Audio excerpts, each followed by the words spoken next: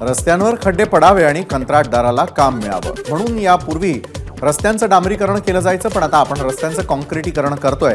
पावसाळ्याआधी हे काम पूर्ण होईल, मुख्यमंत्री एकनाथ शिंदेंची प्रतिक्रिया।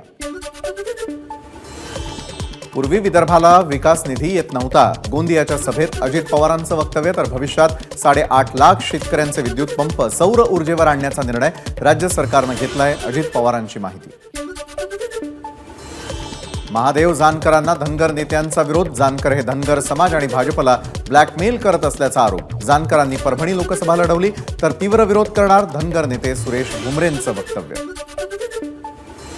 अमरावतीच्या खासदार नवनीत राणांच्या प्रचाराचा मेळघाटमधून श्री गणेशा मेळघाट की बेटी असा नवनीत राणांच्या बॅनरवर उल्लेख। सिंधुदुर्ग जिल्ह्यामधल्या देवगडमध्ये 3 दिवसीय कुणकेश्वर यात्रेला उद्यापासून सुरुवात। या पार्श्वभूमीवर युवा कलाकार रजनीकांत कदमनं रेखाटलं कुणकेश्वर मंदिराचं चित्र। मनोज जरांगेंवर दाखल गुन्हे मागे घ्या, जरांगेंवरती दाखल केलेला गुन्हा खोटा असून तो मागे घेण्यात यावा, मराठा वकिलांची जिल्हाधिकाऱ्यांकडे निवेदनाद्वारे मागणी। कोल्हापूरमध्ये वजन काटे विभाग कार्यालयासमोर संभाजी ब्रिगेडचं हलगी वाजवून आंदोलन। शासनानं दिलेल्या हायड्रॉलिक व्हॅनचा वापर करून शेतकऱ्यांची फसवणूक टाळावी, संभाजी ब्रिगेडची मागणी। आंदोलनात मोठ्या संख्येनं कार्यकर्त्यांचा सहभाग।